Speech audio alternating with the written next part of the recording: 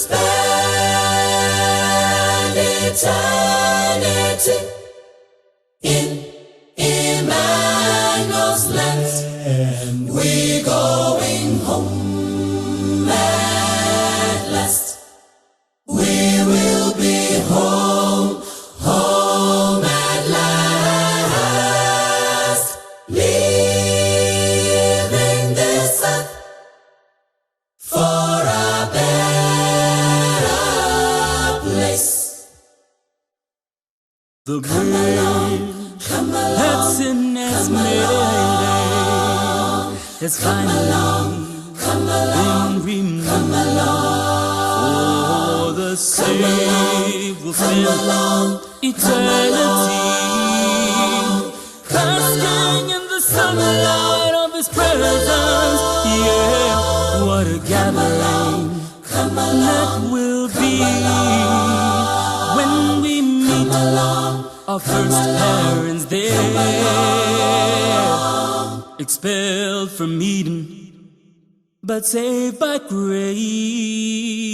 We are home at last. We're going home at last. We are We will be home, home at last. To spend eternity. spend some time with Christ.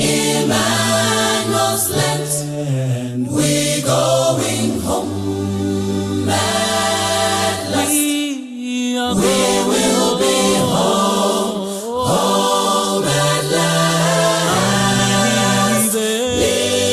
Leaving this earth for a better place. for a better place. How Come along, come along, to inherit the apostles come along. will be there.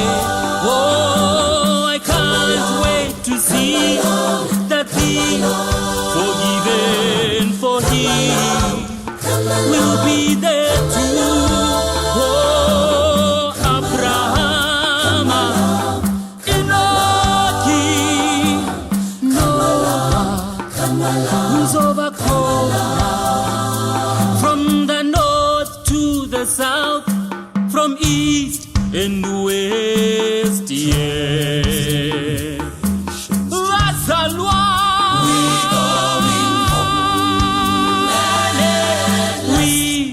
are going home Home at last. to spend Spend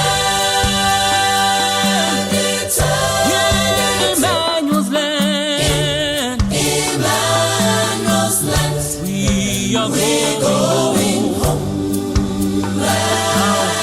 We are going home. Home at last. I'm Leave this earth leaving for a better place. place. Yeah, yeah, not a liar, Come along, nor a thief, yeah, not a murderer will be there. Oh, we haven't slave and master on equal footing. There too in heaven, I know. Oh, the rich and the poor will unite in Christ, my Lord, victorious like Paul. We have won at last. we're going home at last. We are going We will be home, home at last. To spend eternity. Emmanuel's land. Emmanuel's land. We are going We're going home.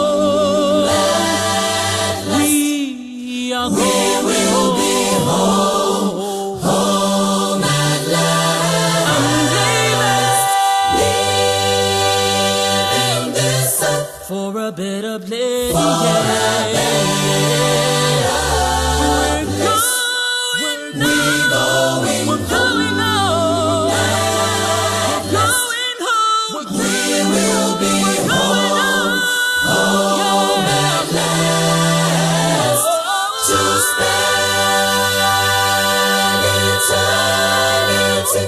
So we're going home. Emmanuel's land. We're going home. At last. We will be home. Home at last. Leaving this earth for a better place. for a better place. Yeah, I'm Leaving this earth for a better place. for a better place. Oh, I'm Leaving this earth for a better place. for a better place. Yeah, I'm leaving. tenzi kosowarini musati mashika moyo yedu yaneta nekumbumilira yowarini yonguwa inopenya kwazo kupenya kwembirine kuonekwa kwenyu kozowarini tenzi mubude kumusha matononoka tenzi bamwe bazokera tenzi batendi benyu bazarange zibi bashoma bakamira murufaro rwenyu mutsanyi bakarara chemanyi bamuke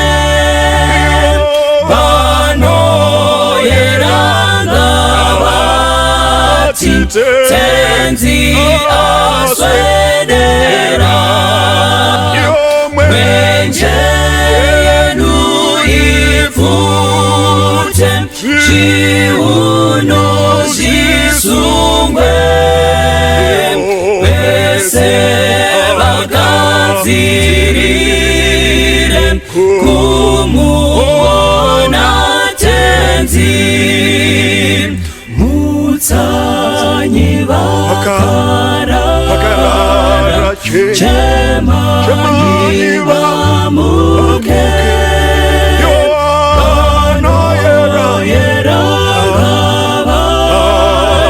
tenzi aswedera mwenje yenu ifute ziuno zisungwe bese bagazirire kumuona tenzi bese bagazirire kumuona tenzi.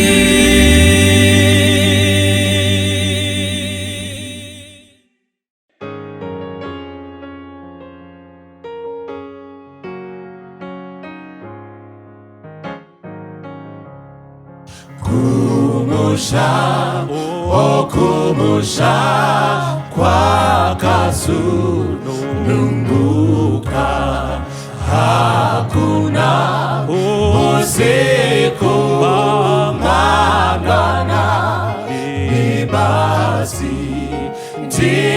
udona uyomushandino uchemera musha usenakurwata udona kushika musha usenakurwata udona kushika tenzira rikumusha ndengiro zitake hakuna chitemayo kanane zviyeto zviyote kumushayo ndodzinzwa munzeve kuti ndofunga nemusha ndinobva ndachena kuti ndofunga nemusha ndinobva ndachena vagari vekumusha vanondidaidza urombo zverufu hazvisopindimo onyika inodiwa iri kumusoro Kristu tiunze kumusha werudo rwe Kristu tiunze kumusha werudo rwe vagari vekumusha vanondidaidza urombo nerufu hazvisopindimo onyika inodiwa iri kumusoro Kristu tiunze kumusha werudo rwe Kristu tiunze kumusha werudo rwe Kristu tiunze kumusha werudo rwe Kristu tiunze kumusha werudo rwe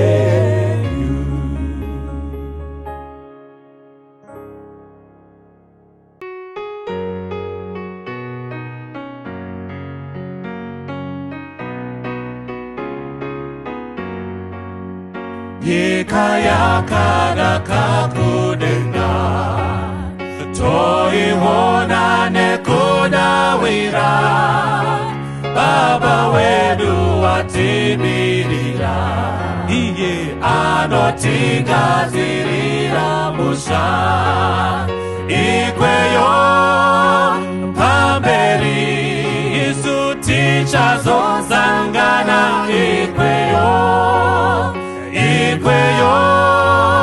pamberi tichazosangana ikweyo tichaimba kunyika iyo ndiyo dzevakakomborerwa moyo haizochemi yozi kunyikayo yekuzorora ikweyo pamberi isu tichazosangana ikweyo pamberi isu tichazosangana ikweyo tichamupa kutenda kwazvo iko kuna baba wedu kudenga gechipo chikuru cherudo misi yese takomborerwa ikweyo pamberi Yesu tichazo sangana ikweyo pamberi Yesu tichazo sangana ikweyo pamberi Yesu tichazo sangana ikweyo ipo pamberi Yesu tichazo sangana ikweyo pamberi Yesu tichazo sangana ikweyo pamberi Yesu tichazo sangana ikweyo.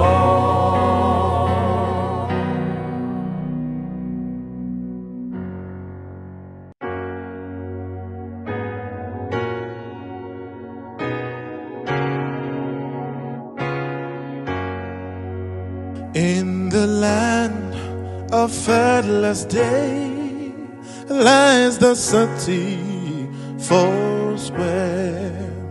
It shall never pass away, for there is no night there.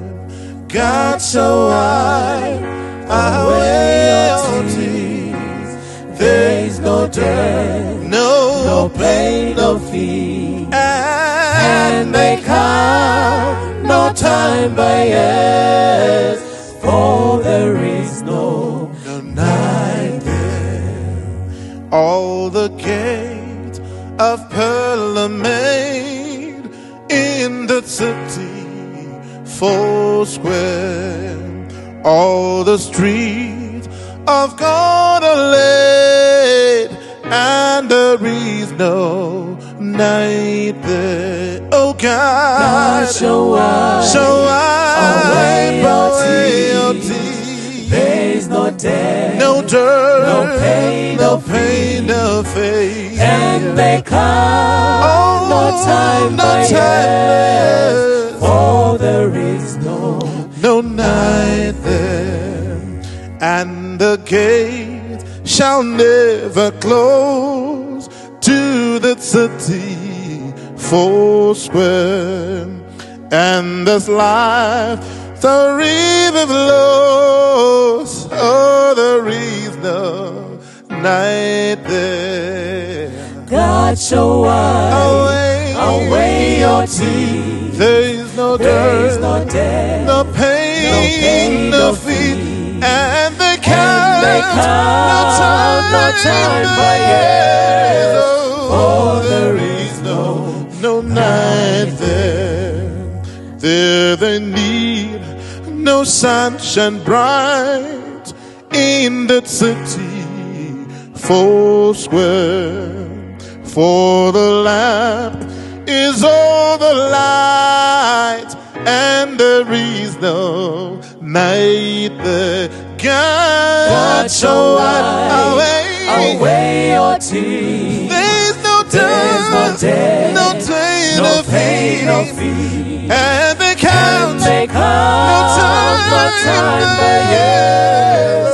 Oh, there is no night there. Oh, God shall wipe away your tears.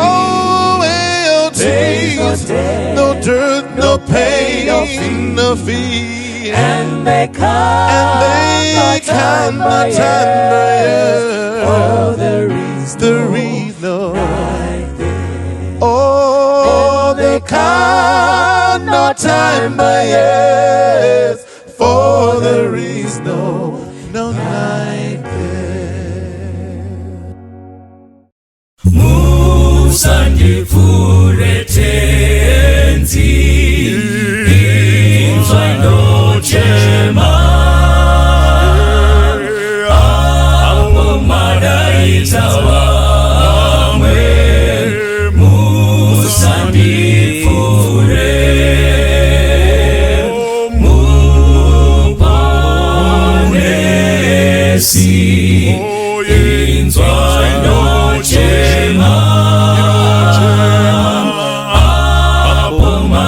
pamadaidza vamwe musandipfuure ndipenyiwo wenyu mutsa ndinokumbira ndiri kumupfugamira nekudawira muponesi enzwai ndochema apo madaidza vamwe musandipfuure ndinomusimbira Jesu ndinokutsvaka rapanyiwa moyo wangu kundiponesa muponesi inzwai ndochema apo madaidza vamwe musandipfuure muritsimbe rangu tenzi zvene upenyu akuchina mubatsiri asimi Jesu Ndochema muponesi inzwai ndochema apo madaidza vamwe musandipfuure muponesi inzwai ndochema apo madaidza vamwe musandipfuure apo madaidza vamwe musandipfuure apo madaidza vamwe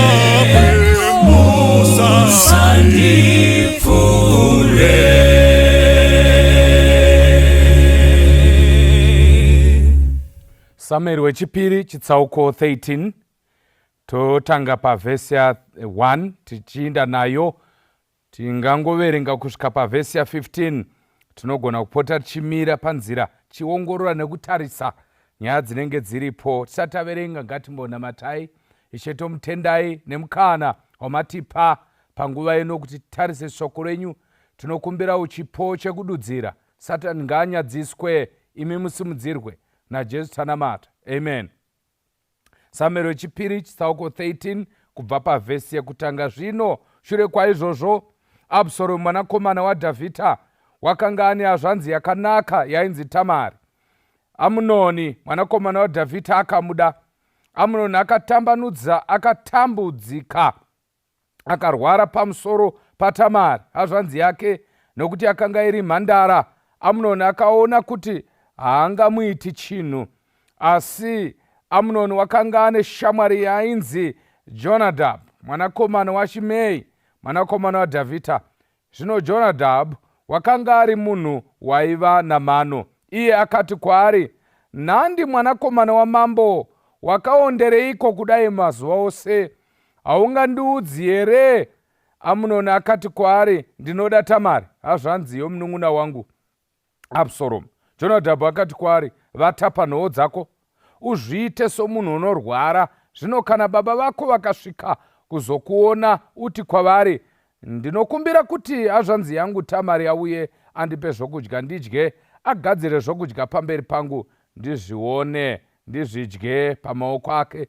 Naizvozvo Amunoni akavata pasi akazviita somunhu unorwara. Zvino mambo wakati achisvika kuzomuona Amunoni akati kuna mambo, ndinokumbira kuti Tamari hazvanzi yangu auye andibikire zvingwa zviviri, ndichizviona kuti ndidye pamaoko ake. Mwari awedzere chikomborero pakunga kushoko rake.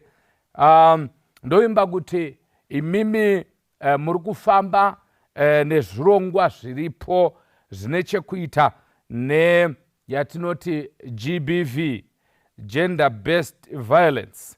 Isu sekereke ye-Seventh Day Adventist tine zvakare chirongwawo chedu chinonyanya kumhanyiswa nemadzimai, kunyange chisiri chemadzimai ega, regai nditoti hachina kuvambwa nemadzimai. Chirongwa chine chekuita nekutaura pamusoro pekushungurudzwa kwemadzimai kana kuti mwanasikana mukati memusha, chatinoti end it now. Saka ndangoti tichipedzisa mazuva iwawa ari kuselebretwa kwese kwese nemharidzo dziriko dzine chekuita negender based violence, 16 days. Tangoti tipedzisewo pazuva ranhasi, sezvo riro zuva racho rekupedzisira. Tingoisawo hoko yedu, tiisewo ruoko rwedu panyaya iyi. Tawana ichivhiyiwa, todawo kuti tingochekawo pedu, kunyange isu tine mazuva atinorangarira ari pamutemo mukati mekereke, atinotaura kuti end it now, ngazvimisiwe iye zvino. Vatitati tingoyeuchidzanawo kuti nesuwo tiri panyaya idzi dzekuti ngatiregei kushungurudza madzimai kana vanasikana, even vanakomana nevarume. Iyo gender based violence sekuisa kwangu kushoma haingorevi mai kana kuti mwanasikana, asi inoreva munhu ari kushungurudzwa nekuda kwekuti mudzimai kana kuti murume. Saka dambudziko rangoitika nderekuti vashungurudzi vazhinji vari kuonekwa vari varume, saka yoita sekunge chinonzi jenda mudzimai. And yet pfungwa hombe ndeyekuti vanhu ngavagarisane zvakanaka. Saka musoro weshoko panyaya yatoda kukurukura unoti kumbira kuna mambo, kumbira kuna mambo. Story iri pano, a very familiar story, yemukomana akaita zvinhu zvisina kumbooneka. Handinamboziva kuti zvinhu izvi zviripo izvi. Pandaingozvinzwa vanhu vachitaura kuti handivati nchikufunga, ndaiti kuda zvimwe kunyepa, asi tamuona mufana ari panapa ainzi dzakatiza hope. Actually dzinangotiza hope chete, kwanza akatoonda kurava kuti chikafu changa chisingapindi, asingadyi. Ini ndiri kuti kuda munhu ari kutsvaka mudzimai wekuroora, kandi chaari kuti rudo, haugusi rudo but infatuation, ruchiva gwainago, kuonziwa neruchiva, kuonziwa nekuda kwokuda kuita upombwe, kuonziwa nekuda kwokuchinya shungu dzekuda kuabhusa, kwete musikano kumaraini kana kuti mwana waasingazive asi ada kumbunyikidza hazvanzi yake pachake. Handisi kureva kuti mbunyikidzai chero usingazivi, pandoda kuti muone kukura kwenyaya panapa, kuti iye hazvanzi nehazvanzi vana vanyamunhu. Umwe munhu anorwara achirwarira munhu. Ndoda kundikuvhunze kuti zvawarwara uri kurwarirei? Uri kurwarira rudo here kana kuti uri kurwarira ruchiva? Nyaya yako iri pamereji here kana kuti iri panyaya yekungoabhusa, iri panyaya yekungozadzisa zvido zvako zvekuda kukanganisa umwe munhu upenyu hwake? Panapa pane shasha iri panapa yataudzwa nezita Amunoni. Kunonzi akatambudzika akarwara pamusoro pani? Patamari, hazvanzi yake. What a sad story. Kurwara nekutambudzika pamusoro pemwanasikana, mwana wababa vako. And the Bible says nokuti akanga iri mhandara. Ndati chiko chiri kuitika pana? Why is it that zvoumhandara hwake zvakonekitana papi kwapa, kuti kwanzi munhu ari kurwara obva atoonda achiondera mwanasikana, ende shokoroti anga ari mhandara. Zvinoreva kuti pane nyaya paumhandara apa.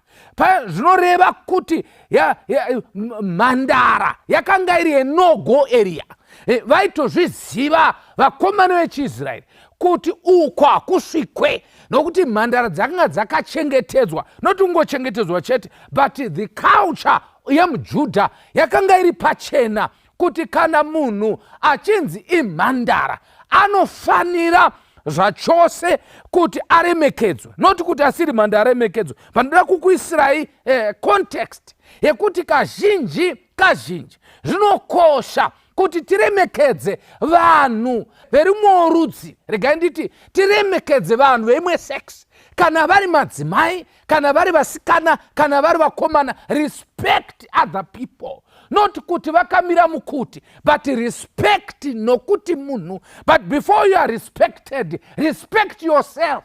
Usati waremekedzwa nemunhu, iwe zviremekedze pachako kuti uremekedzeke nevanhu vane chiremerera vanofanira kuremekedza umwe munhu. Iwe pachako kazvibata janki uchizvibata uyanga, ndiani kuunga kuremekedza? The Bible is clear panapa. Akarwara akatambura nokuti pane munhu anga akazvichengeta. In other words, mukati meupenyu ukazvichengeta, Satani anogwara. Kana ukazvibata, Satani anoonda. Kana ukachengetedza unhu hwako muzinda wadhiabhorosi, haugari zvakanaka. As I speak right now, Satani apinda mumachira. As long as wakazvibata, wakazvichengeta, dhiabhorosi anorwara, ari muintensive care. Node kuvasikana vakazvichengeta, node kuvakomana vakazvichengeta. Let me say this morning, kana ukazvibata ukazvichengeta, watanga hondo naSatani. Haana kungorwara chete, akaronga strategy. That's number 2. Kana munhu waMwari wakazvichengeta, Satani akabhoikana newe, anoronga strategy yekuti akukanganise, akubvise pakutenda nekutendeka kwawakaita. Saka usarivara, usavata. Ziva kuti Satani akakutsamwira. Haade munhu anoramba tsvina, haafariri vanhu vanoramba kubuda panze. Anoshamwaridzana nemadzimai nevasikana vanoda chero zvavanoda. Anoshamwaridza. Satani haatsamwire munhu anofarira zvinhu zvetsvina, anotsamwira vanhu vakatendeka. He is very angry kana akaona vakomana vanoti musikana umwe ndo wandodanana. He is very angry akaona musikana akazvichengeta vamwe vasina kuzvichengeta. Anotsamwa akaona musikana akapfeka zvakanaka vamwe vakashama. Anogumbuka akaona mukomana nemusikana vachizvichengeta vakamirira muchato. Kana wazvichengeta, dhiabhorosi anotsamwa. And haatsamwi chete, anogara musangano. Oh, how I love Jesus. Ndakafarira vasikana nevakomana vakazvichengeta. Vanoita kuti meeting idaidzigwe kumusasa waSatani. Kana meeting yadaniwa, pane meeting inodaniwa kudenga yekukusapota nekukubatsira. But unfortunately, this day, faithful day iri, zvanga zvisina kumira zvakanaka. Shoko raMwari rinoti Amunoni akatambudzika akarwara. Handizivi kuti uri kurwara neye musikana, handizivi kuti uri kurwara nei naye mukomana. Pana umwe vanhu kuti ndiri kukurwarira. Bvunza kuti uri kunzwei, uri kurwara nei, chisingabati nechisingarapike. Unotoona variko vakomana vari mukati mekudana nevasikanawo zvakanaka vekuchechi, but vanorwara. Havasi kurwariswa nerudo, but vari kurwariswa nokuti vanofanirwa kuvata navo. Ari kurwarira upombwe, haadi kuti achati asati avata nemunhu. Saka Amunoni, varipo ana Amunoni vakatarisa chivhitivhiti, vari kurwara. Vanoti vakaona munhu, vakangoona musikana kwaye ave wake, nyange akadana nemunhu haadi kusiyana naye asina kuvata naye. Vana Amunoni varipo vakatarisa, vari kurwara. Usangonzo ndiri kukurwarira, bvunza uri kurwarisiwa nei, uri kunzwei. Shoko raMwari rinotaridza kuti mukomana waye akarwara, but anga ane mushamwari yake murwere zvakare ainzi Jonadhabhu. Jonadhabhu akanga ariwo zvakare mwanakomana waShimei, mukoma waDhavhidhi. Mubva mana zviri pamusha ndezvemusha. Uko ari kurwara ari uko, mwana uko munun'una achirwara ari uko. Varwere vanoshamwaridzana ka? Shamwari neshamwari dzinofambidzana, vanorwara vega vanofambidzana. Uyu Amunoni anoshamwaridzana naJonadhabhu, varwere. Uyu manje murwere wepfungwa, nokuti uyu kunonzi anga ane mazano ekuvhiringidza munhu waMwari. Rega nditi iva shamwari kwayo, shamwari inodzora imwe shamwari yayo. Haikona kupa shamwari yako mazano echitema, haikona kupanana mazano emishonga yekumwa kuti muite zvivi. Musapanana maresipi ezvine chekuita nekubata vana vavanhu. Musapanana mazano ekuti muteye nzira dzevanasikana vedu. Vana Jonadhabhu vakazara mukati mekereke, vakomana vanonyengera nokupa pfungwa dzakavora kune vakomana vanenge vachida kurashika. It's high time we must make sure kuti unoshamwaridzana nevanhu kwavo. Siyana neushamwari hwekunyengera, ushamwari hwekubvisa munhu pana Mwari. Jonadhabhu akasvika akati, aiwe manzwa here kuti akati kuti nhandi mwanakomana wamambo abva ataura kuti of all the people haungarwari because uri weimba yamambo. Ndoda kuti mubva maona panapa kuti ari kumuzivisa achimukwidza ndege yemashanga kuti iwe uri mwana wamambo, iwe haungarwari, you can still do something paurwere hwako. Haasi kumuti aende kuchipatara, haasi kumuti amwe mapirisi, but ari kumupa zano rekuti pretenda kuti akati kwari waita seiko, ndiudze waonziwa neiko, kuda kuti anga asingatodli. Amunoni akati kwari ndinoda Tamari, hazvanzi yomunun'una wangu Absaromu. Jonadhabhu akati kwari vata panhoo dzako uzviite semunhu unorwara. Now ndopandazoita problem. Shoko rambotiudza kuti airwara, handizve. But then mukoma uyu shamwari yake, mukoma wake ndibhudhika futa, anobva ati chivata pasi uite semunhu ari kurwara. Saka zvoreva kuti kurwara kwatambonzwa kumusoro kurwara kwekunyepera, ende futi manyaba akunyepa futi. Kureva kuti kana achiita seunge ari kurwara sekunge akuda kufa. Ndikuda kutaura newe vatete, hazvanzi yangu, ndoda kutaura nemi. Mukawa wachite seunge akuda kufa, itifa.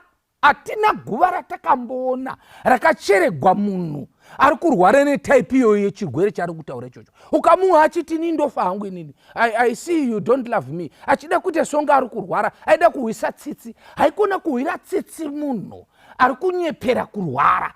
Iti kana uchifa toda kuona guva racho. Mavhesi tinawesu ekuviga vanhu vakafa inotaura pachena, akafa hapana chaanoziva. Kana afira muna Mwari avata muruoko rwaJehovha. Toda kuroona guva remunhu akafa nehavi yekuda kuita upombwe. Toda kuroona guva racho riri kupi pamakuva ese aripo. Handisati ndamboona guva rakadaro. Ndaparidza kuna muzhinji, handina munhu wandakaona kuti murume ari panapa nemukomana ari panapa akafa nokuti akatadza kuita upombwe ndokubva adumbigwa akafa akaputika machubu.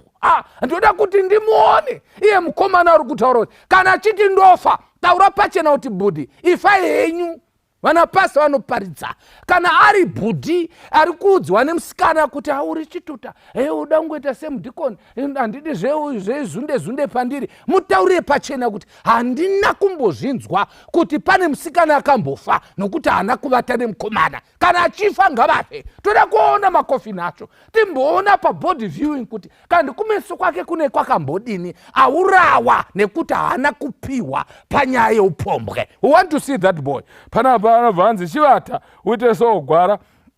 Ndabva ndatoona kuti vagwere vakawanda mustreet umu. Pana vanhu vakawanda vari kurwarira mumabhenzi, pana vanhu vakawanda kurwarira mumaofisi. Vagwere unoita kuzogwara ikoko. Murume mukuru anobvisa bhutsu achipinda muimba mupepa remba, but kana achipinda mumba kwake anopinda even nemazinjombo, but kana unopinda muchiplastic mumba momo musikana anobvisa bhutsu dzinoti handipindi muupombwe. Ndingangopinda mumba medu but muupombwe handipindi, but anopinda nemasokisi. Ndiri kutaura ndokunonzi kurwara. Ukaona munhu akadaro, murume mukuru anosevha even pafoni dzake. Iwo akajaira kutarisa foni, but anosevha sekunge ari kusevha vana makanika, vana Pauro, ivo vari vana Paulini, ndo vaakasevha. Kana ichirira inenge ichiti po kandi ndi Paulini. Vari kurwara. Tine varwere vakawanda pakati pedapa vekuti kana mukasachenjera mungati vangaende kuchipatara. Handizi chipatara chavo chekuti ndechipi chinonzi kana togwa temperature inowanikwa yakakwira kuti chokwadi murume uyu arwara, hapana chipatara chinokunda pano pauri. You have come to the right doctor anorapa zvigwere zvese, zvirwere zveupombwe zvinorapa pano nezita raJesu. Kwanzi shasha yangu yakarwara, bva yavata. Teerera tifambe neshoko. Jonadhabhu akati kwaari, vata panhoo dzako ende ubva waudza baba wako pawachaya kuzokuona. What an abuse already, yekuti munhu anopretenda seanorwara apa atoonda kudhara haasi kudla, and then baba vanouya kuzomuona. Manzwa kuti ari kuya kuzomuona ndiani? Haasi baba chete, but ndimambo. You can imagine mambo achiburuka pachigaro vachinzi mwana wenyu Absalomu, Amnoni arikuda kutofa, murwere akavata akafuka jera masikati machena. Mambo kusimuka kubva pachigaro kuya kuzoona munhu ari kupretenda. Ndoda kuti pfungwa dzedu dzimboti pepukei kuti tapretenda nguva yakareba zvakadii, vanhu vachikuhwira tsitsi, vanhu vachikusapota pazvinhu, kuisigwa mvura yekugeza uchipretenda sekunge zvinhu zvakaoma chaizvo, iwe uchita iwe wakaomegwa nenyaya yekuda kupombwe. You can imagine kuti vanhu vakawanda wavaburutsa zvakadii pamacheya avo vachikusapota pazvinhu zvako vachifunga kuti uri genuine, and yet une tunyaya twako tauinako. Vatotaura kuti uri kuhwa musoro, uri kutemewa nemusoro, and yet vari kufunga kuti nyaya dzekubasa kandi nyaya dzako dzeupombwe. Pane nyaya yakabhiridha, varwara. Warwarisa musha wose nekurwara. The concern ina David akaburuka pachigaro akati ndonoona mwanakomana wangu, kunyange wanga wakawanda, but akati handingatadzi kuona Amunoni anzi ari kurwara. David achisvikako kunonzi akaudziwa akanzi, baba ndiri kurwara, asi chandiri kunyanya kuda hangu ndechekuti mundidaidzire sisi ninge Tamari vauye kuno vazondipa. Ndoda kuti ndiverenge vhesi yacho. Vakatuma shoko verse 7 kumusha kuna Tamari akati, enda zvino kumba kwaAmunoni hazvanzi yako umugadzirire zvokudya. Iye angati anda zvokudya zvakaita sei? Naizvozvo Amunoni akavata pasi akazviita somunhu unorwara. Zvino mambo wakati achisvika kuzomuona, Amunoni akati kuna mambo, ndinokumbira kuti Tamari hazvanzi yangu auye andibikire zvingwa zviviri ndichizviona kuti ndidye pamaoko ake. Kandi munhu ari kurwara anoda zvingwa nenhamba anototaura nenhamba. Ende handizivi kuti David akaita sei. Ndokuputigwa kwatakaitwa chaiko as parents.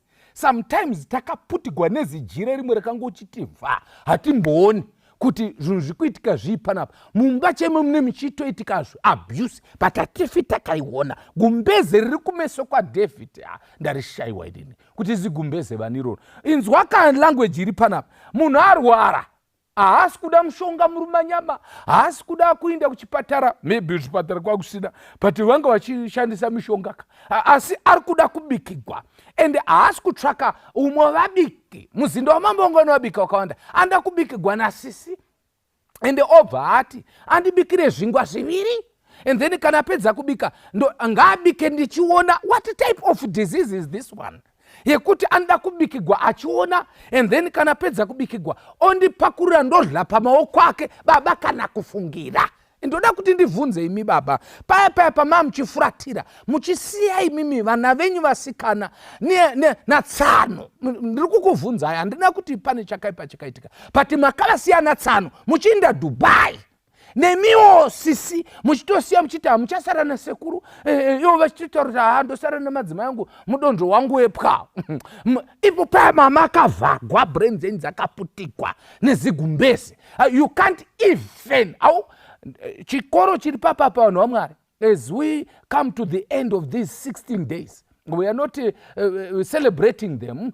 Isusu, we don't talk about 16 days actually, because kana paanopera 16 totaura nezvei gender based violence haidi mazuva, haikwani pama 16 mazuva. It must be a daily project yekutaura kuti munhu hafanirwi kukanganiswa every day, not 16 days but 16 seconds. If you check maseconds ari kukanganiswa vanhu nekubatwa chibharo mashoma kudarika madays aya. Saka uko kungoti mwefu.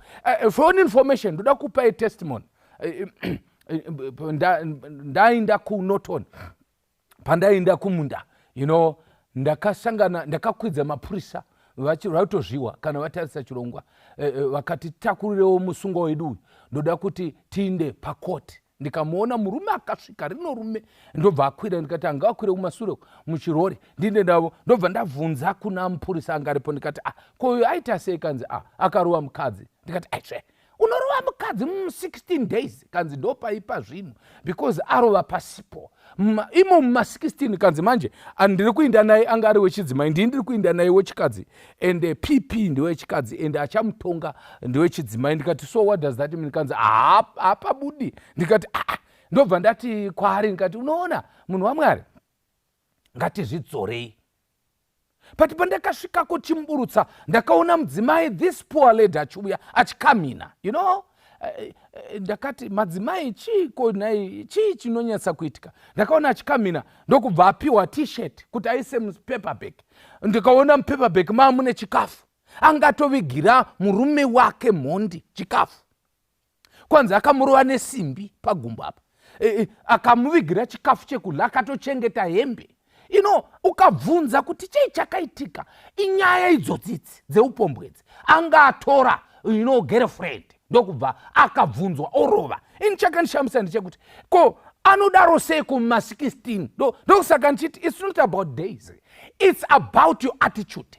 We must not end when these 16 days end. We must continue talking about these things. Kuti musarove murume. Pane vakadzi vari kurova rume zvinotyisa. Vamwe varoine mboma anorova neshoko zvokuti murume anoparara, anosara asisiri munhu, ataurirwa wani rekufuka nekuwarira. Ukaona wapiwa shoko rimwe chete rinonzi unorifuka ubva wariwarira uritsamira, shoko iguru iroro. Saka muchaona kuti even mazuva ekumbunyikidzwa pane vari kutombunyikidza, pane vari kutopika dzatongwa dzekupika kwevanhu, asi anofungira hapana. Akomanaka deMwari ambotivhura pfungwa. Ndiri kukuudza kuti haikona kutrasta munhu zvakadaro. Kona kutrasta munhu zvakadaro. Vanhu vari kutosara pamba, baba vane vanavo vasikana, baba nyakutumbura. Patozodzinzwa nyaya, mwana akutaura tini kudanana baba, kudanana chaiko chaiko. You can imagine kuti iwewe wakaita mwana namai vake, woita mwanazve nemwana wako, ende mwana wako anonzi kudii? Anoti sekuru kana kuti anoti baba. What is that makuna? Inonaya sei kumvura yacho?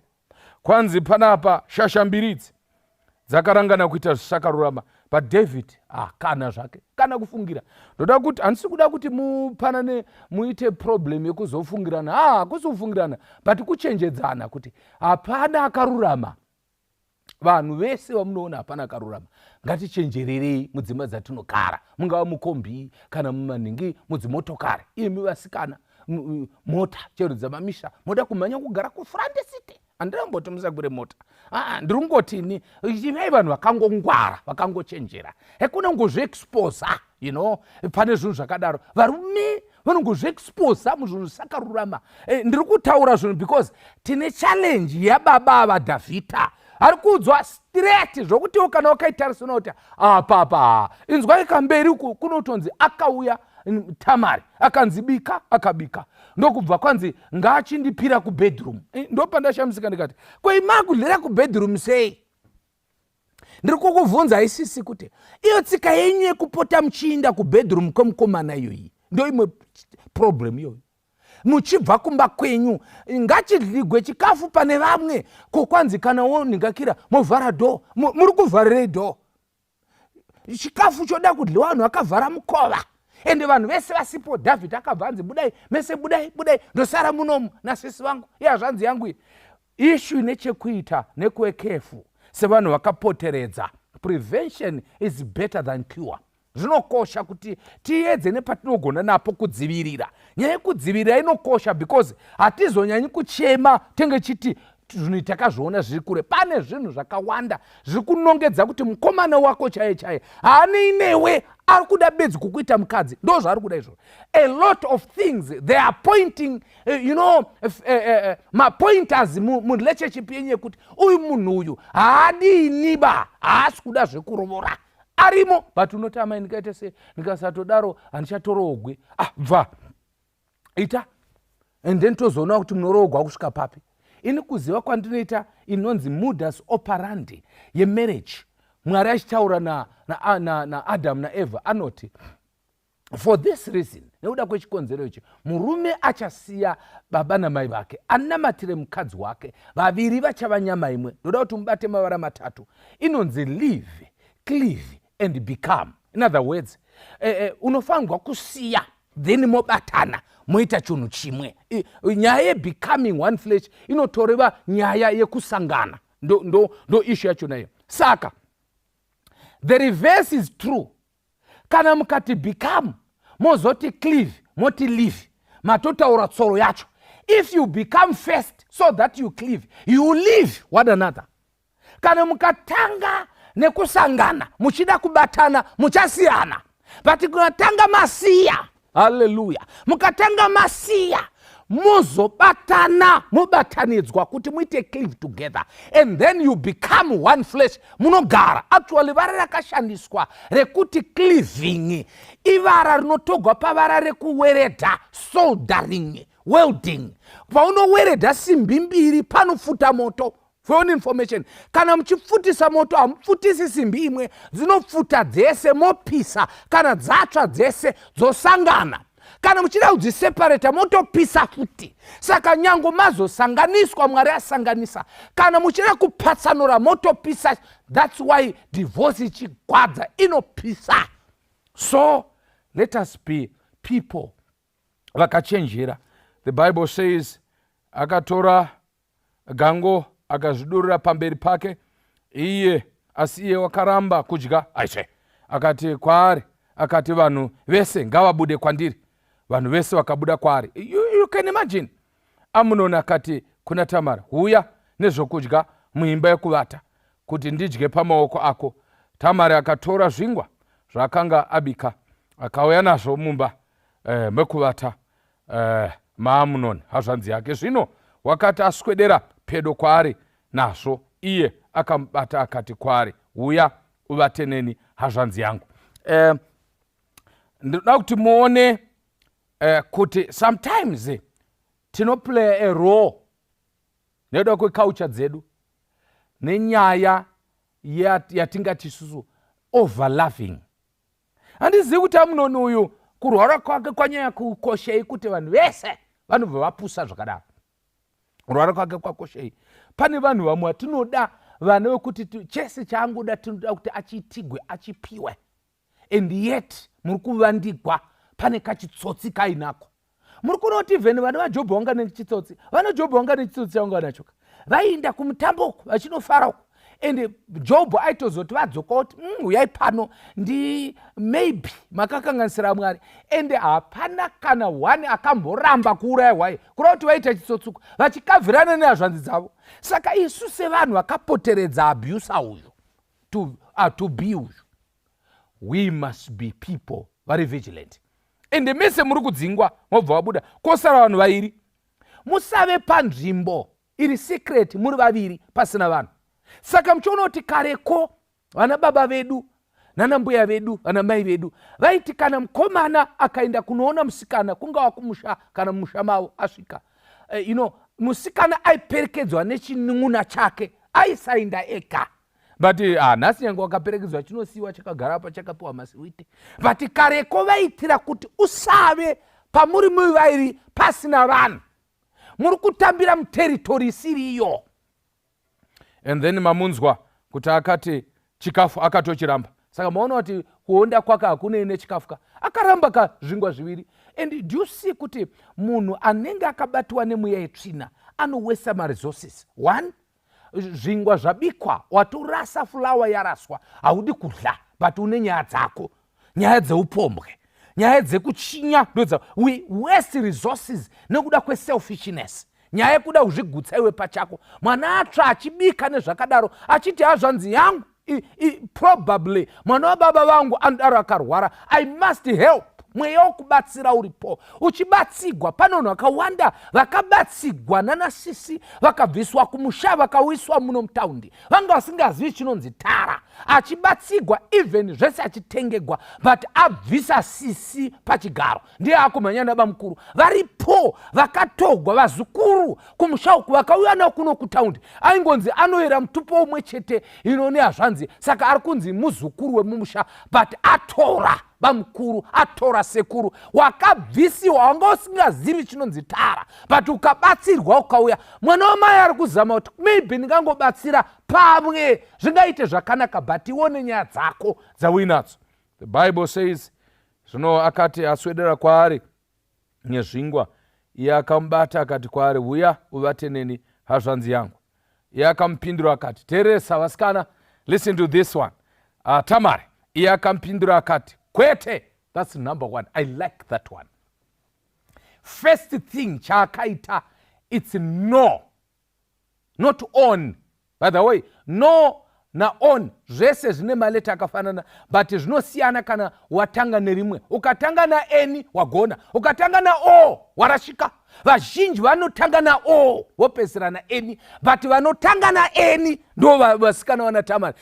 Kwanzi na Tama kwete, ndokubva arangarira akumurangaridza futi. Number 2, hazvanzi yangu. Auda kumutaridza manje kuti kuramba kwanguku ndiri kuramba kwete kuti uri hazvanzi, bandoda kukupa futi pfungwa dzako dziti dzokei. Uzive chinhu ichi kuti iwe pekutanga ukama hwako neni hausi wezvinhu izvi. Chechipiri, haungandimanikidzi panyaya idzi. Teresa, handizivi kuti iwewe unobvuma sei zvinhu zvakadaro. Sometimes vamwe vekwedu vanobvuma, vanotozoti papaya ozwa konzi ndakarepwa mugore ripi rakati. Of course matara anotaura achitsvakurudza nekudaro, but zvinge zvonetsa kuti zvakambofamba sei, nokuti inenge yako ingoti kwete, zvizikamwa kuti kwete. And then kwanzi akati, usandichinya nokuti chinhu chakadai hachifaniri kuitwa pakati paIsraeri. Amen. Mauna here chekutanga, number 1 anoti kwete, kureva kuti no. Unofanirwa kuve nemuganhu yako musikana, mukomana. Iva nemuganhu, iva nenzvimbo dzaunoti idzi hadzibatwe, apa hapasvikwe. Aiwa, isu takakurira kune imwe nyika, imimi yamakakurira ndaishaya, yedu yatakakurira taisabatana nemusikana mabataniro amuri kuita mazuva ano. Imimi yenyu ngaindi kuti makasimba zvikuru, isu taisabatana isu. Mafoto atiri kuona muri kuisa even pamaprofile, isu tatisingamboaiti mafoto akadaro, tichizvitlira.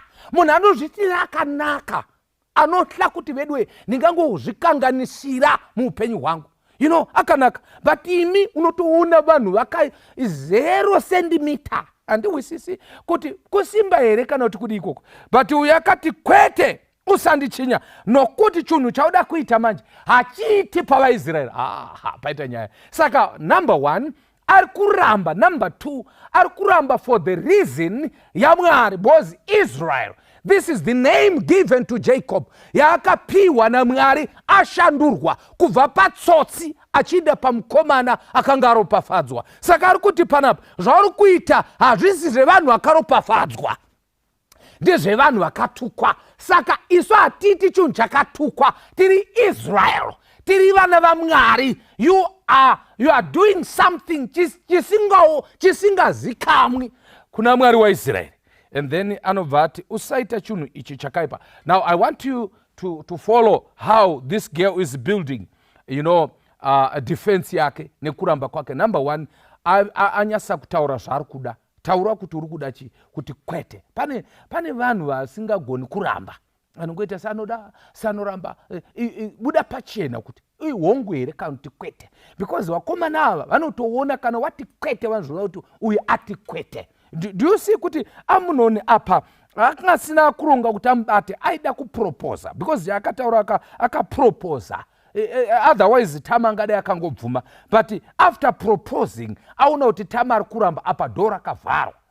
Ndizivi kuti kwamunoita dating kwacho kwakavhagwa madoor. What kind of dating is that? And then anobva ati usaita chinhu ichi. In other words, akumutsiura kuti kunyange ini ndaramba, Israeri chiramba, but iwe unofanirwa kuramba. you must not do this thing. What a cancel. Ari kumukansela kuti iwe don't do this thing. Ende nzwai kuti ari kuti neni ndichaende piko nekunyara kwangu. Kana uri iwe uchava sebenzi pakati paIsraeri. Naizvozvo zvino dotaura hako namambo. Amen. Nokuti ivo havangandinyimi iwe. Teresa, iye ari kubva ati iwe pachako unofanirwa kusaita chinhu ichi. But then ndinyarirewo ini ndinonyarire piko nechinhu chakadai. Pane vanhu vasinganyare kana vachinge vafumurwa. But we anoti ndonyarirepi ende obva ati ko iwewe pachako muri kuona kuti musikana ari kurova kwese haasi kungozvifunga. Pari kubva paita ma-two opposites, somebody who is selfish and somebody who is selfless. Asingazvitarisi, ari kutarisa ko iwe hako kana iwe uchita handina basa ko iwe unonyarirepi uchaita benzi.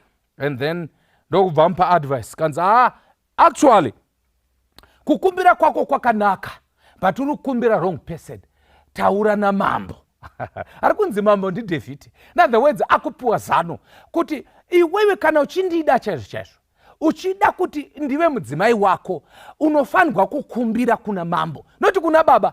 Baba ari kunzi mambo ndibaba, but musikana akasarudza kuti ati mambo than baba. Why? Because David is more than a king, than just a father. Amen. Because ari kurepresenta the king who is Jesus, the house of Jesse, makaberekwa Jesu. In other words, musikana ari kuparidza mharidzo yakanaka kuti kana uchida zvebonde unotaura naJehovha, hautauri neni, unotaura naMwari, iye mudzi waJese, mambo waDhavhidha. Unotaura nemusiki, ndiye anoziva, ndiye akatanga zvemarriage. Don't speak to me, speak to the king.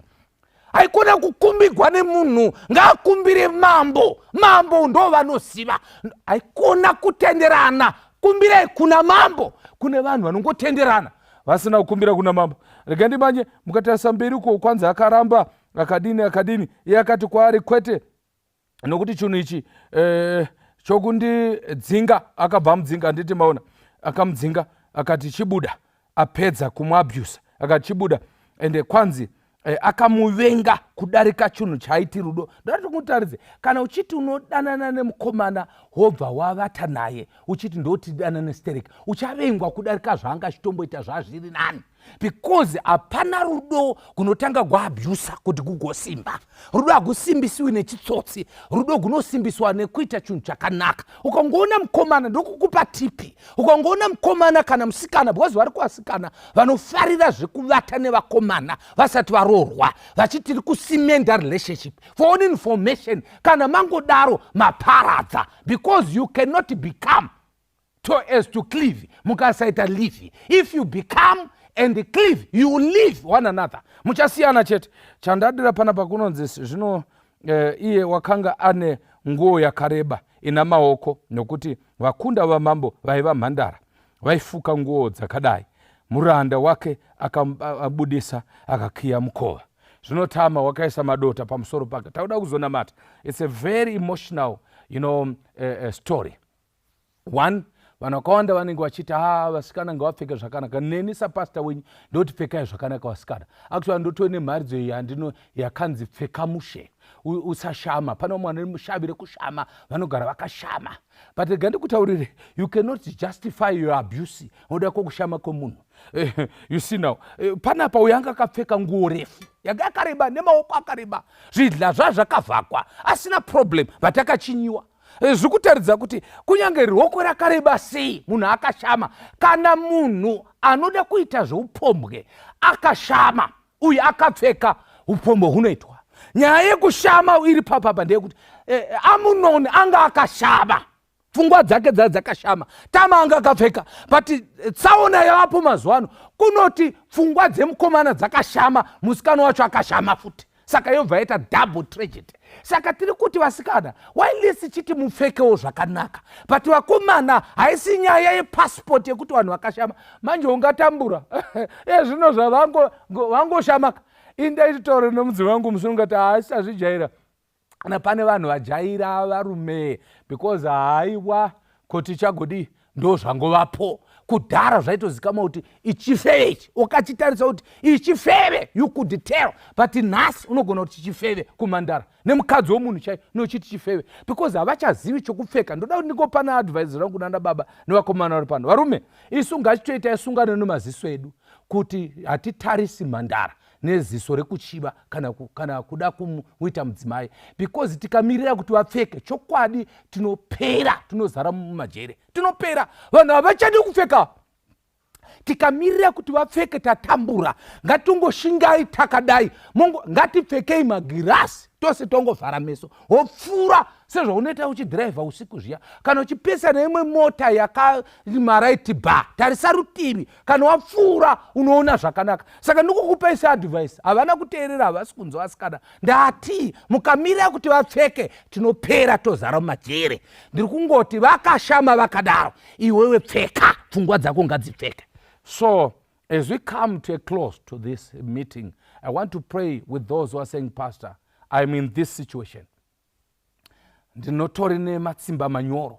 Ndinotori munhu anonzi haana zvaanoziva, because ndakarambira mukomana wangu, ndakarambira musikana wangu, kana kuti ndo nyaya dzandinadzo akandisiya but andiabusa. Not just kungoabusa. Takatenderana zvedu but taifungidzira kuti kana tadaro tozoroorana but ndakanzwa kuti takatochata. You see nyaya dzandaitaura dziya. But this program haisi kukufumura, haisi kukunyadzisa, but ndeyekukuzivisa kuti Jehovha vanokuziva. Isa madota mumusoro ucheme. Chema kuna Mwari, ende Mwari unokuziva. Do you know kuti this thing, mambo havana chavakataura? Ndiye munoverenga, havana chavakataura. Absalomu ndiye akanzi achiona tama achiuya akanzi kochii isisi, akanzi asi Amunoni pane zvaakuita. Ndokubva angu ine musoro kanzi nyarara zvako hazvanzi yangu. Aiwa, it's okay. Ende kwanzi Amunoni hapana kana shoko rakataura rakanaka kana rakaipa. Kazhinji ndo pane nyaya ukaona munhu angoti zi. Mambo David kunonzi pavakazvinzwa vakatsamwa. That was full stop. Do you know kuti Mambo David ndiye akanga ari magistrate of that time, ndiye akanga ari mutongi, saka chinzi mambo, ndiye aitonga. Ndokwaitwe ku high court kwenyaya. Ukaona nyaya dzichinge dzaripotwa, high court yongoti zi, pave nedanger. Pane nyaya dzakawanda dzinongofutsikwa. I'm not accusing anyone, but ungozviverenga unongona kuti zvimwe zvinhu hapana chakafamba, nyaya yekare ave panze akutoita futi zvimwe. Ndoda ndikutaure, mukaita zvana David muchaona tsaona ichaitwa naAbsalomu. One day ita basa rako kana wakapiwa nyaya yekutonga nyaya uri pachigaro chamambo, be fair and just, Mwari uchakununura. But kana warega uchaona zvichaitwa naAbsalomu. You will be a former judge or magistrate, because kudenga kuna Mwari anoona. Vangana vanoti, Pastor, tina matirewo nyaya idzi dzotori kunetsa mumhuri. Mhuri chaiya topatsana tidzinamatire. Isho kudenga tomutendai. Tiri kunamata, takanangana nemazuva akaiswa parutivi nevazhinji kuti vanhu vataure kuti kumbunyikidzwa hakuna chiKristu. Bataziva kuti haasi mazuva paanopera, hasi kurehwa kuti chiitai henyu. Toda kunamata kuna Mwari. Mwari anoramba ari Mwari kunyange mazuva expire. Iyemi muramba muchitsiura kunyange vamwe vanyarara. Apo ruzha rwekutaura nereGBV kuchipera pazuva ranhasi, vamwe vachiti zvapera. May this noise irambe iripo mukati mepfungwa dzevana venyu. Let abuse be thrown out of through our windows. Mukati memaofisi zvikandwe nepawindo, mukati memakereke zvikandwe nepawindo, mukati medzimba dzakakwirira mumahotera nemukati memagarden. Please, Father, have mercy upon your people. Vana venyu varemekedzane, nokuti miviri itembere yemwe yamutsvene. Ndakunamatirana nemaronda vakakuvara for a long time. Vamwe vacho havachatoroorwi nokuti vanozikamwa. Vamwe vacho vatoine low self esteem because zvaitika munhu akatonorora iye asara asina kuroorwa. Vamwe vacho vane mavanga manyoro nokuti hapana ari kubhandecha. Imi Mwari munobhandecha. Vaisei GV iri ropa raJesu muvarape. Munyasha dzaishori Jesu Kristu nekuwadza nekomweya mutsvene zvinobva pachigaro tsvene chaMwari Baba zvizoro pamusoro pedu tose kubva zvino dzamara nekusingaperi peri. Amen. God bless you.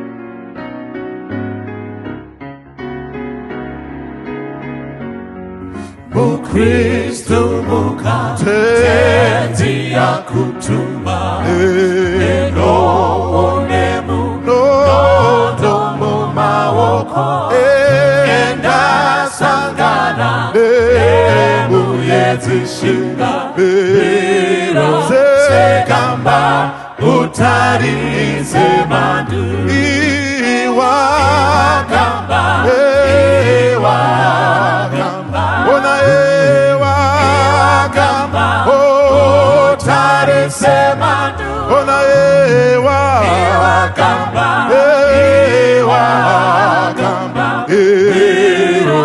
sekamba utarize mandu kana mungozi chenjerangwarira usatokere hakuna chishangu wakade weni maunga wakunde sekamba utarise mandu ona ewakamba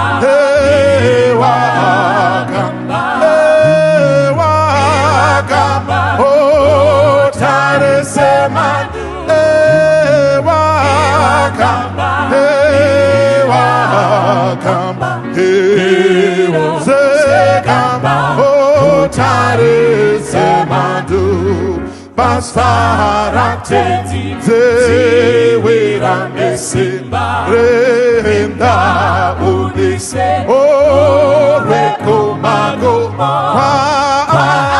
anokutu nakasika mero sekamba otare semandu ewakamba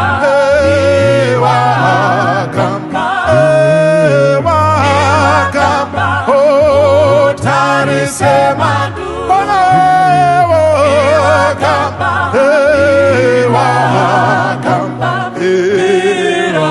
sekamba otare semandu enda osake tenzi aripeshmo ano patisi lekukunyaranza rodorwakese karwezimbukwenga sekamba otare semandu ona ewakamba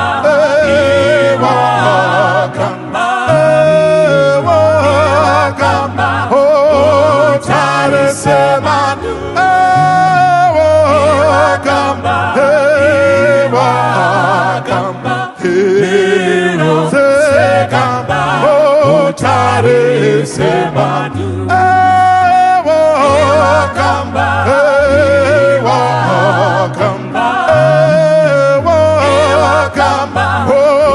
otare semandu ewakamba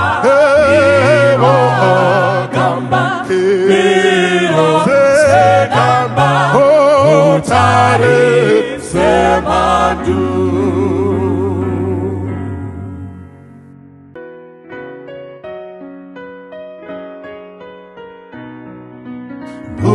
Uchiwenaka gengi uchirara uchiwona mushawa wepechko mukaumire upfeke chishangu chimbi zangu yakupfura ndudzi dzenyika dziri kunyongana dziri kubvunda kwazvo nekutya inzwa makumbo engoro dzobvunda uchiwenaka usanonoke usanyengedzwe nezviro zvenyika rufaro rwayo runopfuura siya ruchiva nepfuma yepasi uchiwenaka chisiya zvese Misozi solitarise uone mbili ya Yesu mambo, ona kupenya kwake kumakomo, mujiwe naka imba ufare, ona misozi solitarise uone mbili ya Yesu mambo, ona kupenya kwake kumakomo, mujiwe naka imba ufare.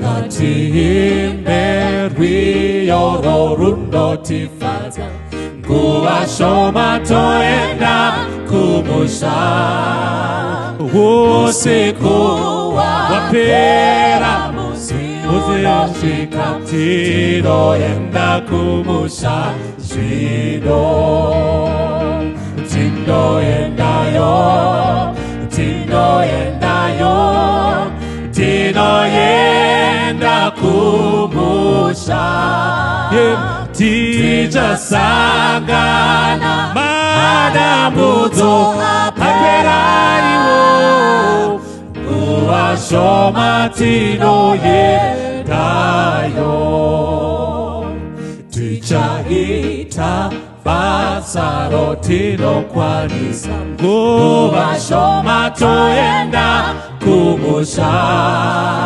dzidza Mwari dzinodzidzisa, tinoenda kumusha zvino, tinoendayo, tinoendayo, tinoenda kumusha, tichasangana madambudzo aperayo, kuwashoma tinoendayo,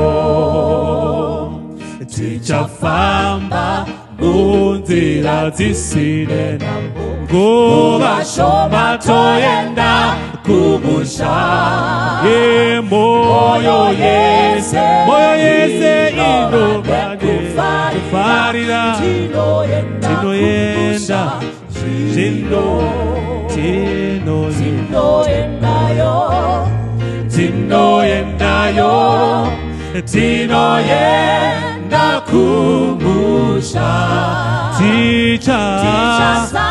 tichasangana madambudzo apera, kuwashoma tinoendayo, tichazorora iyo kubva mudambudzo, kuwashoma toenda kumusha, kuchema musha wamwari, tinoenda kumusha zvino, tinoendayo, tinoendayo, tinoenda kumusha, tinosangana madambudzo aperayo, kuwashoma tinoendayo, tinoendayo, tinoendayo, tinoenda kumusha, tichasangana madambudzo apera, kuwashoma tinoendayo. Amazwi angcwele asinelwe, uhambo lwethu khona emhlabeni, asichazele inhliziyo yakhe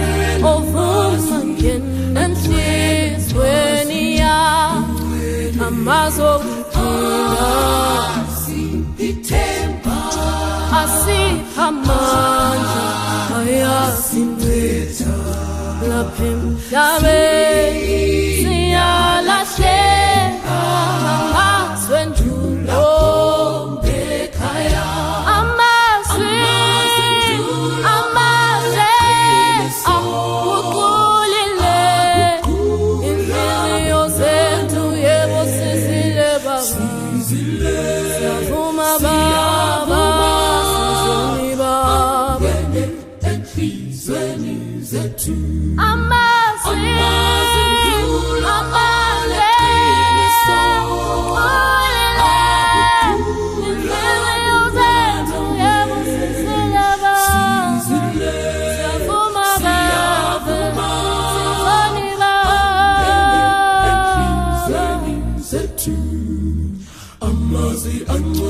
emthethweni siyawakhulwa ukuba siphile njengamakrestu wena hamba ngokuqonda uyigcine emthethweni ukholwe kuJehova amazwi angcwele agcine uhambo lwethu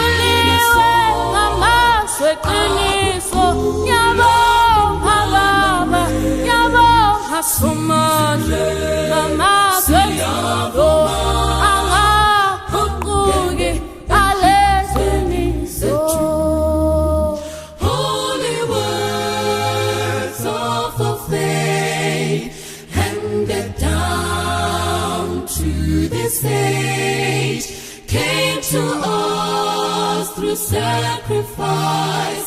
Oh, hear the faithful words of Christ, patient words ever true, changing me and changing you.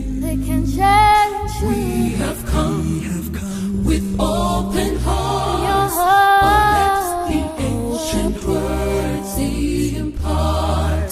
Amazundulo alakrini so agukula minana we sisile siyavuma agene asitweni zethu Sizohlangana phesheya ungasingqobile sizobonana phesheya emsini wangelisono sizobonana labangane abasitshiyayo kudala sibona uMoses khanyele bunju bese sinqobile isono na Sathane sebonana lamagama sebexoxelwa khona ngayebiswa amagama mangcwele kambelami solithola kuba njani sesimbona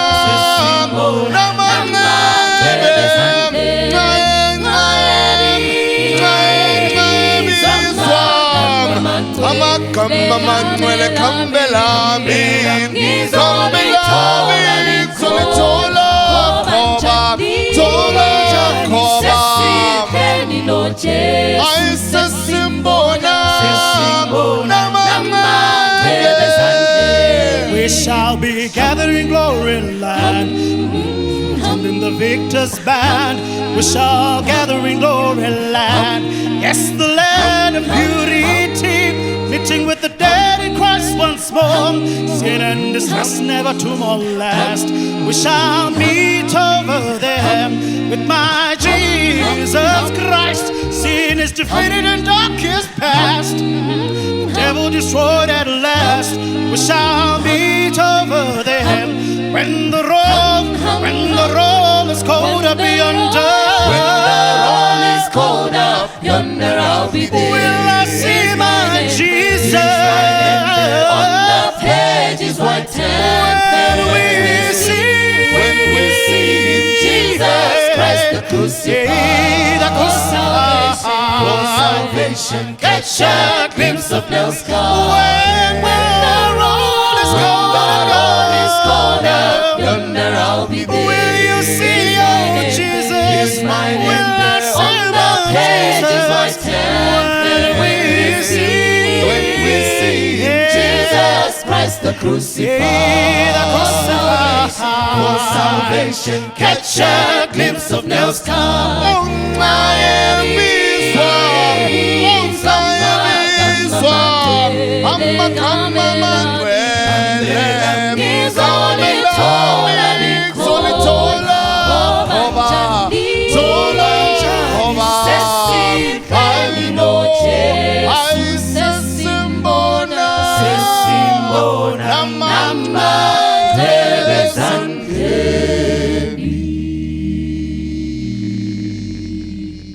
Moses kumura zapato zako, jimbo ya uri ichene. Moses kumura zapato zako, jimbo ya uri ichene. Moses kumura zapato zako, jimbo ya uri ichene. Moses kumura zapato zako, jimbo ya uri ichene.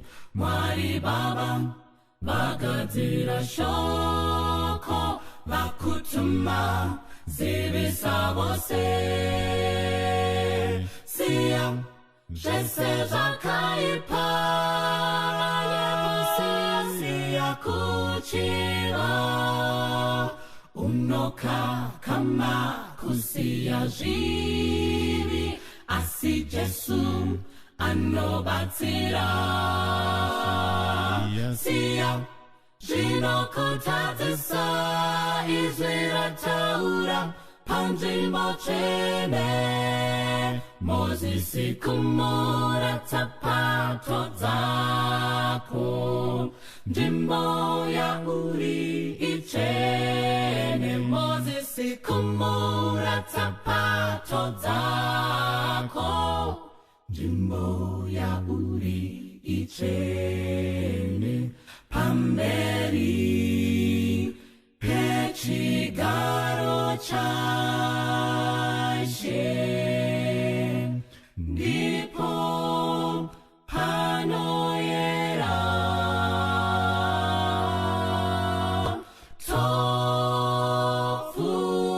Tofugama pasi, tonamata. Moses kumura zapato zako, nzvimbo ya uri ichene. Moses kumura zapato zako, nzvimbo ya uri ichene. Moses kumura zapato zako, nzvimbo ya uri ichene. Kumura zapato zako,